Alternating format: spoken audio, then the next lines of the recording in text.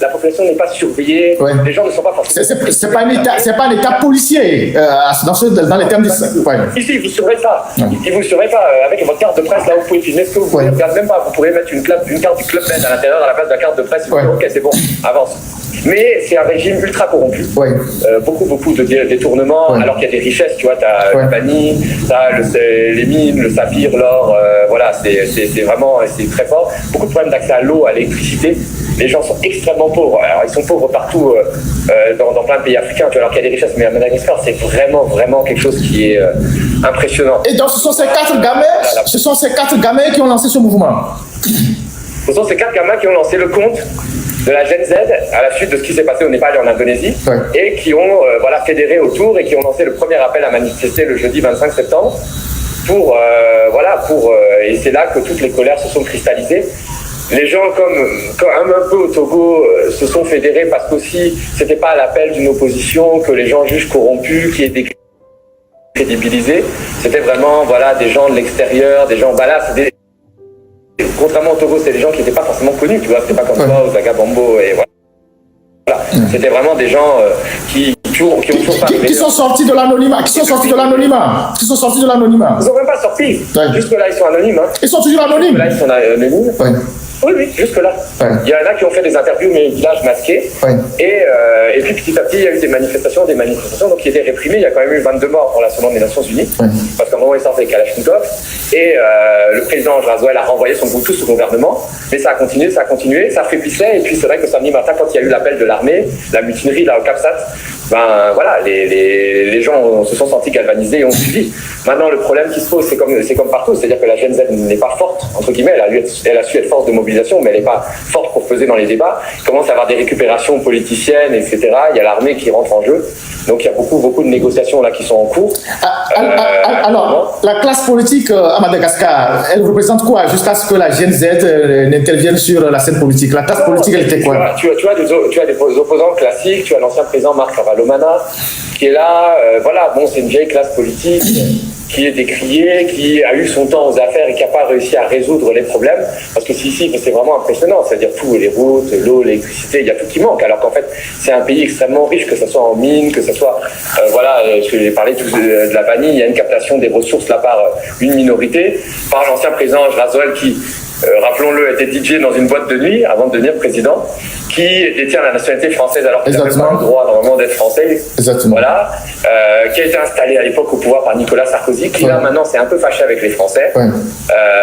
Et puis tu as vraiment un système, là tu le vois, système mafieux avec des vieux Corses. On a l'impression d'être dans les années 90. Des Israéliens aussi qui gèrent le service d'électricité. Le patron du service d'électricité, c'est un Israélien. C'est un Israélien, voilà. Le patron de la Gérama, c'est un Israélien. Donc des fois, les ressources de l'État sont complètement bradées. Dans cette histoire d'énergie, l'État rachetait le kilowattheure pour le revendre encore plus cher aux citoyens, donc, pour se faire de l'argent au passage. Enfin voilà, il y a eu vraiment un ras-le-bol qui s'est cristallisé. Et puis bon, là, je vois pas comment Razoel va s'en sortir. Voilà. Donc là, actuellement, le président. Donc là, actuellement, le président, il est caché à Madagascar, il n'a pas fui. Il y a des rumeurs qui ont fait état de ce qu'il était à l'ambassade de France. Il n'est pas à l'ambassade de France. Non, c'est faux. C'est faux parce qu'en fait, ce qui se passe, c'est que la France s'est fâchée avec Razoel parce qu'il faut savoir qu'ils ont voulu installer une base militaire là au nord de Madagascar, qui s'appelle Diego Suarez, qui est une base stratégique pour surveiller l'océan Indien. Et Razoel n'a pas voulu. Il avait donné son accord au début et ça n'a pas voulu. Et par ailleurs, il y a le conflit des îles éparses qui sont des îles de Madagascar. La question des îles éparses. Voilà, où il y a des militaires français mais qui sont revendiqués non seulement par Madagascar, mais bon, par les Comores, etc. Et surtout par Madagascar. Donc là, il y a le pli. Et puis, en fait, il faut savoir que la France favorise surtout un mec qui s'appelle Mam Ravalomanana, qui est le plus riche du pays. Un homme d'affaires très riche. Voilà. Très riche qui a, c'est sur un de ses jets que Carlos Ghosn, le PDG de Renault, a fui le Japon. En 2020. Tout à fait. Vous vous souvenez de l'affaire? C'est lui qui a prêté le jet. Voilà, il avait à l'époque des enquêtes du parquet national financier aux fesses. Ouais. Et tout d'un coup, les enquêtes du parquet national financier français se sont arrêtées comme par magie. Ouais. Et ce gars-là est favorisé par les réseaux français. C'était lui qui soutenait Razoel. Ouais. Mais les deux se sont fâchés en bisbille récemment. Ouais. Mais là, le coup n'est pas organisé par lui, puisque Ravatoman, là, ce fameux milliardaire, a fui. Il a pris un jet privé. Il a fui. Hier, il a pu atterrir à la Réunion. En fait, ce milliardaire aussi qui était le soutien de Rajoel avant qu'il ne se fâche, a été aussi surpris par les événements. Oui. Ouais.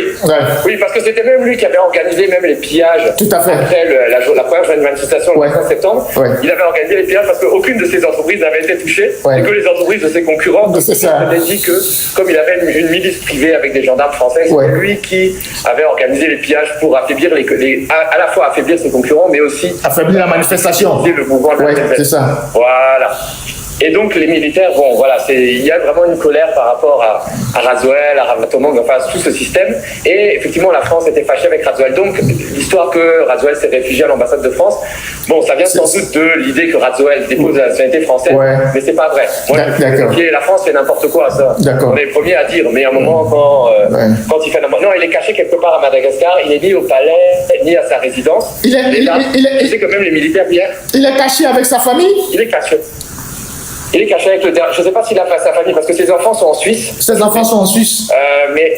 Mais sa famille, en tout cas le dernier qui arrête ses fidèles, à tel point que les militaires essayaient de le rencontrer. Les militaires, les putschistes là, entre guillemets, hein, même s'il dit que c'est pas un putsch, mais les putschistes ont essayé de le rencontrer, mais la négociation se fait pas directement, elle se fait par des intermédiaires en fait. Donc là, il est en train de... Et que sont devenus les derniers barons du régime, de Rajoel? Ils sont où? Surtout, il y a le fameux président du Sénat, là, le militaire, celui au chapeau, l'officier, Richard Ravaloman, le gendarme. Le gendarme, l'officier, qui est le président du Sénat. Voilà, le général Bomba. Voilà, ils ont dissous. Alors, en fait, ce qui s'est passé, c'est que là, ils ont dissous le Sénat pour éviter que si le président démissionne, le pouvoir revienne au Sénat.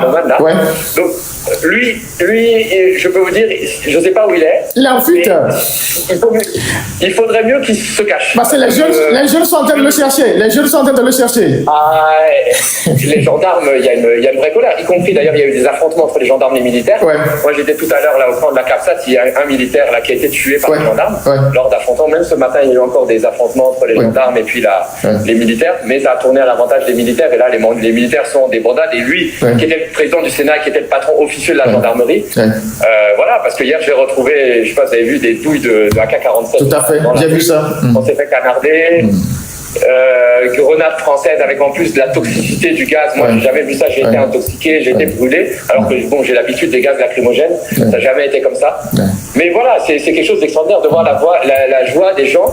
Parce que hier, à 15h, je les voyais complètement refluer. Je me suis dit, il va y avoir un bain de sang, il va y avoir des morts. Et puis tout d'un coup, l'armée est venue. Et puis c'est eux qui leur ont ouvert le chemin là jusqu'à la place du 13 mai, la place de l'indépendance. Ça a été vraiment un moment. Voilà, moi, j'étais très honoré de vivre ça. Mais je t'ai vu porté par la foule à la place. Là, je t'ai vu porté par la foule, justement là, au niveau de la mairie. Tu m'envoies les photos. Alors, quelles sont les leçons qu'on peut tirer de cette affaire, Thomas? Ça montre qu'en partant de rien, on peut arriver à beaucoup. C'est extraordinaire. C'est-à-dire 4 gamins. 4 gamins dont on ne connaît pas les identités. 4 gamins. Sans argent, avec juste un compte Facebook, on réussit à soulever tout un peuple et à catalyser et à passer outre les frustrations qu'il peut avoir vis-à-vis de l'opposition traditionnelle qui peut être décriée. Et ça, c'est quelque chose qui est fort. Mais la différence avec le Togo, c'est que c'est un régime, c'est pas un régime policier, c'est un régime qui réprime. Tout à fait. Mais c'est pas un régime policier où tu vas avoir l'agent de renseignement à chaque quartier. Les gens vont rentrer dans les téléphones. Ici, ils sont très mauvais en renseignement. Moi-même, depuis que je suis rentré, plus personne ne m'a suivi, personne ne m'a regardé. J'étais très surpris. J'étais dans les manifestations, j'étais juste derrière les gendarmes qui tiraient sur les gens. C'est vrai qu'en partant, tu avais des appréhensions. Tu m'as dit, tu vas aller voir s'il y a un problème, il faut que je sonne l'alerte. Mais là, dès que tu es arrivé, tu m'as dit, il n'y a rien.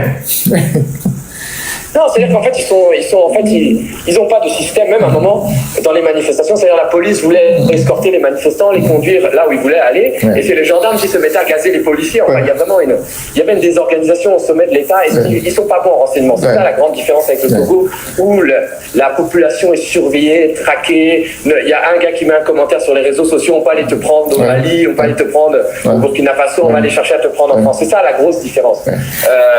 Ce qui fait que, tu vois, bon, il peut se passer des choses sans que forcément ça soit empêché. C'est-à-dire la GNZ a pu se réunir, les gens ont pu réunir des gens autour d'eux sans que forcément le régime soit au courant. Alors, tu sais que Thomas, la société de téléphonie mobile au Togo est une société de droit malgache. Est-ce que tu le sais? Oui. Alors, écoute, tu me l'apprends. Ah ouais, Yas, Togocom Yas, c'est une société malgache. Voilà, des gens qui ont des difficultés chez eux, qui rachètent une société de téléphonie mobile au Togo. Bon, on sait qu'il y a Fonia Singbe, sa ministre, Sina Losson, qui sont derrière tout ça. Donc, tu vois, voilà. Et donc, tout le système de gestion de Togocom aujourd'hui, Togocom, Togocel, tout ça, est depuis Madagascar, qui était implanté à Madagascar. L'argent qu'on sort, on envoie à Madagascar, et vraiment. Oui, tu as un système marché ici, donc tu as beaucoup de centres d'appel. Même par exemple, les compagnies françaises de télécom ont un centre d'appel ici parce que ça coûte moins cher. Et profitant de la misère, du salaire, voilà, tu verses 50 € par mois, c'est déjà un bon salaire.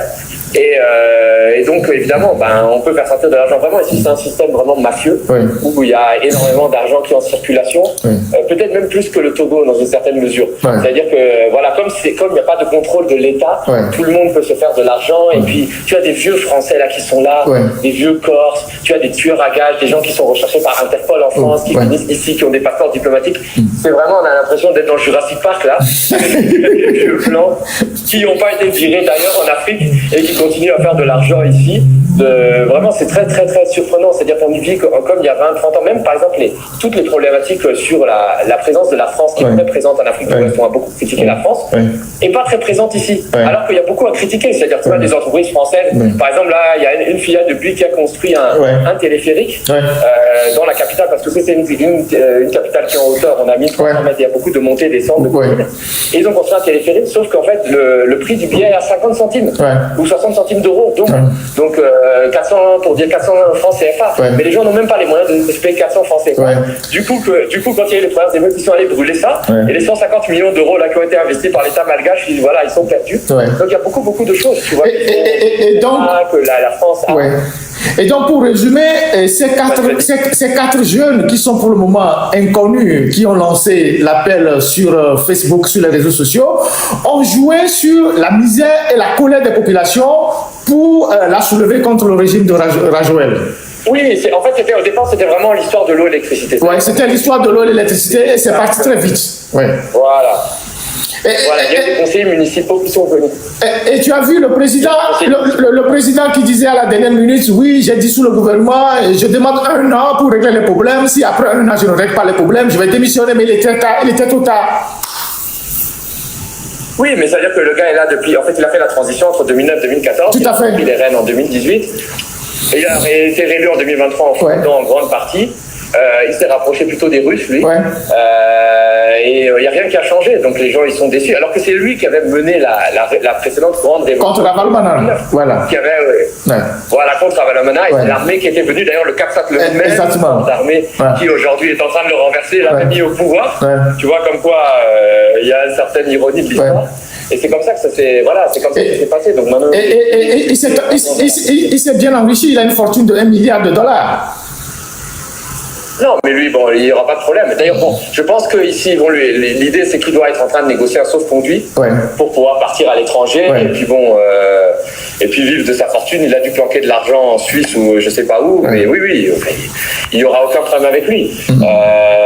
il est unanimement détesté, à ceci près que ici les gens peuvent s'exprimer. C'est-à-dire que la différence avec le Togo. C'est-à-dire vraiment, c'est pas un commentaire de... T'as une quasi-unanimité, même les gens qui ne vont pas manifester parce qu'ils ont peur, hein, c'est normal, il y a une grosse répression, on te dit que Razoel, au revoir, et puis Ravatomang avec. Tout le monde le dit. Au Togo, tu sais que si tu dis Fort Gnassingbé dehors, tu risques de te retrouver... à la BRI comme toi. Voilà, à la BRI comme moi, et tu risques de rester plus longtemps que moi, parce que moi, je suis resté que 24 heures. Tu vois. D'autres gens peuvent y rester plus longtemps. Mais voilà, et c'est bon, moi j'espère qu'il y arrivera quelque chose de similaire pour le Togo. D'accord. Et ou qu'au moins, voilà, les prisonniers politiques qui sont nombreux, et je pense à eux, Steve Rouillard aussi, le Français qui est emprisonné depuis 4 mois, puisse sortir et qui, vraiment, le peuple togolais, plus que d'ailleurs tout autre peuple, le mérite, parce que ce que vous vivez depuis les années 60, franchement, c'est du jamais vu. Tous les pays ont réussi à avoir au moins un moment une certaine forme d'alternance démocratique. Même le Gabon, qui quand même a suivi la férule des Bongo pendant 60 ans, ont réussi à un moment à avoir un coup d'État qui a plus ou moins été accepté par la population. Voilà, je le souhaite, de suivre ce scénario à la malgache, et que évidemment la génération Z un peu emporte tout sur son passage, et que ça arrive aussi au Togo, mais on l'a vu, c'est pas possible. On a vu au Maroc la génération Z, le roi, malgré qu'il soit dans une situation de santé un peu fragile, le roi a pris la parole pour calmer la jeunesse, la génération Z au Maroc. Alors oui, le Maroc, il y a deux choses qui sont différentes, c'est-à-dire qu'il y a un respect pour le roi, même s'il a ses défauts qui fait qu'on ne peut pas le renverser, on peut renverser le gouvernement.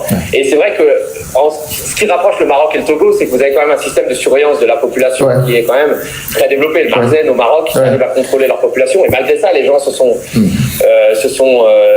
révoltés. Donc oui, il y a de l'espoir. Mais après, le problème, c'est que c'est bien de faire une révolution, mais la Gen Z aujourd'hui, je ne vois pas comment elle peut peser sur le cours des événements. Très clairement, ça va être... C'est-à-dire, là, le mouvement est en train d'échapper aux jeunes, et c'est les militaires qui sont en train de prendre le pouvoir.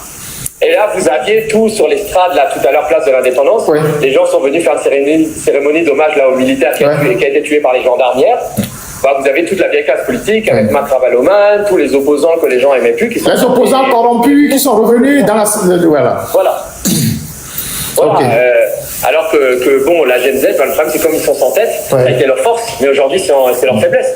Et là, très clairement, bon, c'est les militaires, c'est le colonel Michael qui est au devant de la scène, on parle d'autres généraux.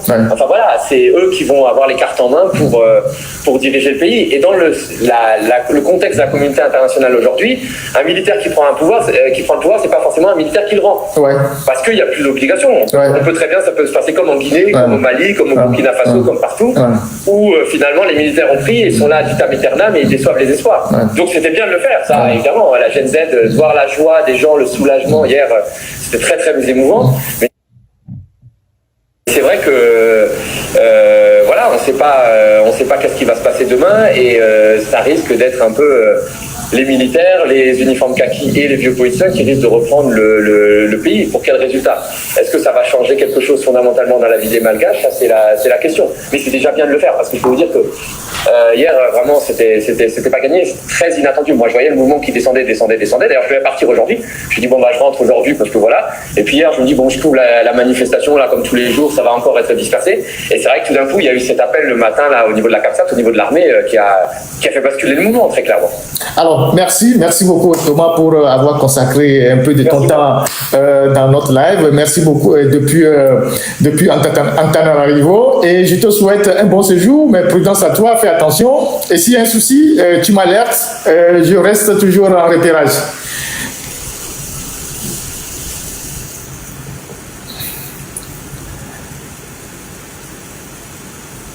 Le micro est parti. Le micro.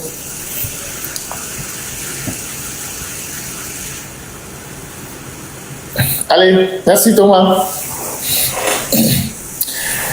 C'est que d'une manière ou d'une autre, un peuple qui ploie sous le coup de la misère, des violations des droits de l'homme, de la corruption, un régime liberticide, humanicide, infanticide, tout ce que vous pouvez aligner, finit par tomber sous le coup de la population. La population finit toujours par avoir raison, et donc ce n'est pas en neutralisant l'opposition, en en affaiblissant les partis politiques qu'une dictature arrive à s'imposer. Là, à Madagascar, on voit bien que ce jeune président qui est arrivé au pouvoir par une révolution, qui a réussi à neutraliser son opposition depuis des années, mais qui a installé un système assez corrompu, a fini par être emporté par la rue qui a été appuyée par les militaires. Ensuite, comme j'ai eu toujours à vous le dire, et je l'ai dit à plusieurs reprises, dans ces genres d'événements, l'armée, on a vu en Indonésie, on a vu au Népal, on l'a vu dans d'autres pays avant le Népal. L'armée reste toujours le dernier maillon qui prend le contrôle de la situation. Et on voit bien que ce que j'ai eu à développer ici à plusieurs reprises, en lançant un mot à l'armée, en disant qu'il faut que l'armée soit du côté de la population. Tout ce qu'il faut, nous faisons au Togo, tout ce qu'on fera, il n'y a que l'armée qui sera l'élément déterminant au moment venu. C'est pour ça que j'ai toujours dit, il faut qu'on parle aux militaires, ce sont nos frères, ils sont dans nos maisons, ils sont dans nos familles, ils sont dans nos communautés.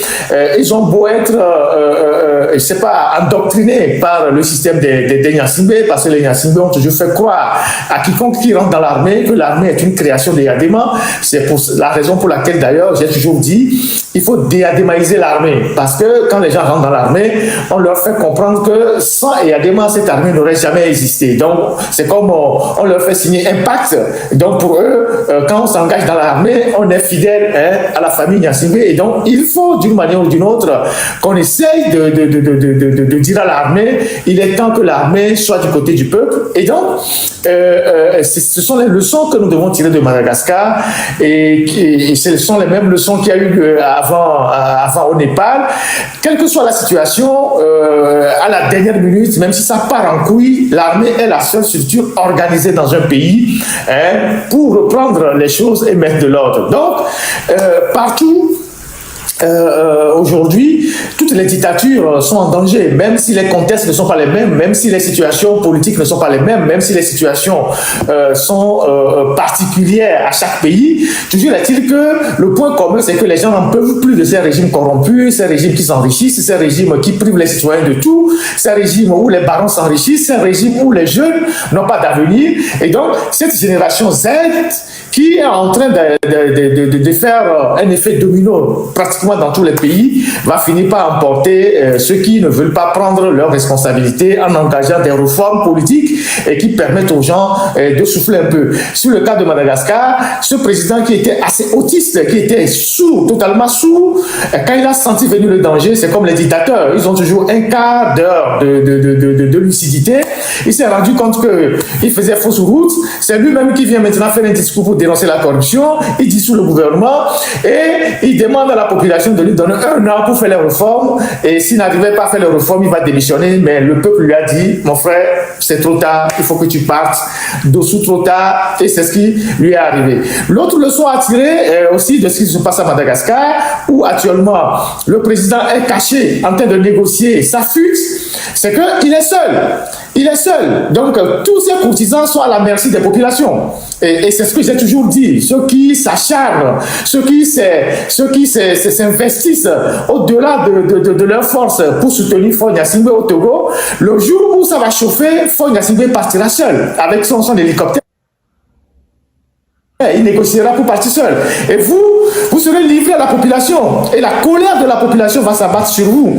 Et c'est ce qui se passe actuellement à Madagascar. Aujourd'hui, ce président qui était si puissant, il est caché avec le dernier carré de ses fidèles, en train de négocier la fuite du pays, et ses partisans sont en train d'être visités un à un par les jeunes qui ont fait la révolution. Et ça, on ne peut pas empêcher ça. Et donc, ceux qui aujourd'hui sont là, un peu partout sur les réseaux sociaux, en train de dire c'est fort ou rien, d'insulter les gens, d'attaquer les gens, de dire que le Togo ne va jamais changer, vous serez surpris par les événements. Et ce jour-là, vous serez seul face à votre destin. Faure, lui, il trouvera toujours le moyen de partir. Il montera dans un hélicoptère, il partira. Mais vous, qui êtes les fidèles soutiens, vous qui attaquez tous ceux qui disent aujourd'hui il faut que le Togo change, la population va s'occuper de vous. Et ça, c'est une constance de l'histoire. Et elle est infaillible. C'est une constance de l'histoire. Toutes les révolutions sont terminées ainsi.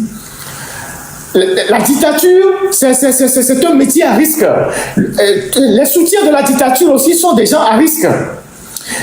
Être dictateur, c'est un métier à risque. Être un soutien à un dictateur, c'est aussi un métier à risque. C'est-à-dire, le jour où le dictateur tombe, vous tombez ensemble. À la limite, le dictateur peut fuir, mais vous, les gens peuvent se décharger sur vous.